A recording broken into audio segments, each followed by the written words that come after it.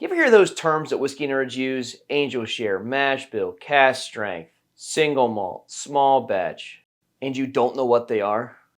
Well, I'm going to fix that for you right now. I'm going to start a series of videos that are going to go over these terms and explain them. Some are easy, some aren't. Some are in depth, some are very plain. But today I have 5 of some of the most common whiskey terms used and what they mean so you can level up your whiskey knowledge. Now, this is mostly geared towards whiskey beginners, but if you're a whiskey expert or an enthusiast and you want to flex your whiskey knowledge, find something that I said in this video that's wrong and add a comment down below and explain to me why I'm wrong. Or if you want to add more words you think I should go over in the future, comment down below. This could be for every term you've heard of and every whiskey level because there's always something to learn about whiskey.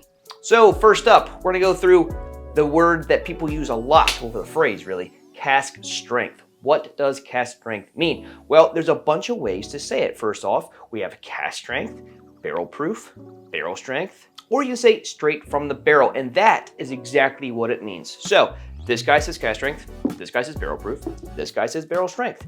They all mean the same thing. We got it right out of the barrel, no water added. Generally, when you see like a standard product, like a Jack No. 7 or a Jim Beam, and you see that it's 80 proof, that thing was probably in the barrel over 110 proof, but they put water in it to make more and cut the alcohol down. That's smoother and diluted and all that stuff. But all these terms just mean they got it from the barrel right into the bottle. So no water in there, so you get that nice full flavor, which is why some can get pretty hot. That should not be confused though with full proof. This is a bonus word today. Full proof is not cask strength, barrel proof, any of those. Full proof is the same proof that you put into the barrel that you get out.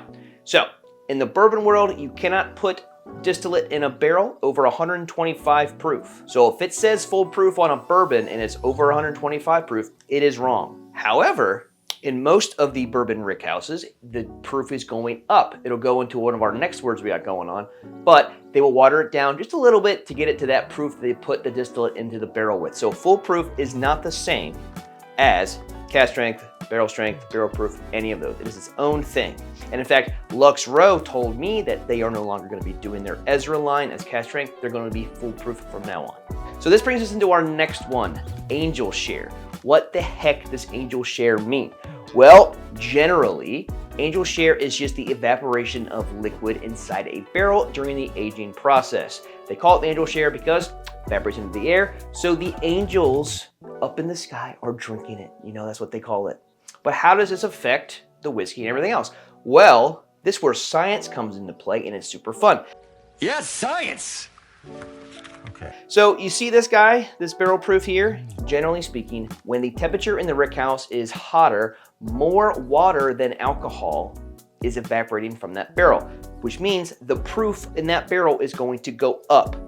But you still lost angel share. So the barrel in there is still getting less liquid in it, but more water than alcohol is going out. So that proof is gonna go from 125 upwards. This guy, he's 134.2 proof, so he got a lot there.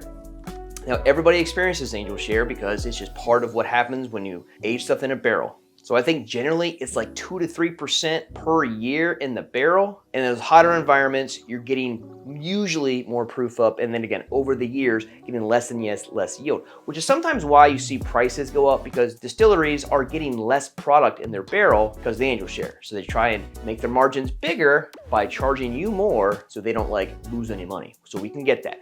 Now, when the temperature in the rick house is lower, more alcohol is evaporating. So proof goes down somewhat. That usually is the case in Scotland. However, most of these places could be temperature controlled. I know there's a lot of distilleries in Scotland that use special rick houses in the lowlands. They don't do it exactly where the distillery is, but it plays a huge part in the proof of your whiskeys. Now, I do have a Highland Park over here that's 64% alcohol, so it is possible. But again, just in general, it is very hard to age a scotch for 30 plus years and get a high proof out of it. This guy up here, this Ball Blair 33, he's actually 62% alcohol, which is crazy and awesome. And you just consider how angel share works. But anyway, you can just flex to your friends now. You know what angel share is. If you don't learn anything about this video today, dislike it. But if you did learn something, like it. If you want some more videos like this or other whiskey content into the future, please subscribe. That would be awesome. And that brings me to the third term today. We got mash bill. What does mash bill mean? Well, the mash bill is basically a recipe for a distillate. Let's talk about bourbon, because in the bourbon world, it's just so much easier to think about. There are 4 main grains: corn, rye, wheat, and barley. Now this guy, the Rebel Empire, first impressions video up here actually, he is a 4-grain bourbon. He's 74% corn, 20% rye, 4.5% malted barley, and 1.5% wheat. And because the second main grain behind the corn is rye, it is a high rye bourbon. If that 20% rye was 20% wheat, it would be a wheater. But because of the rules, because it's over 51% corn, it's a bourbon. If this corn, 74% corn, was a rye, it would be a rye whiskey. This 74% corn was wheat, it'd be a wheat whiskey. So that's how you can determine with that. So it's fairly easy when you think about in the bourbon terms.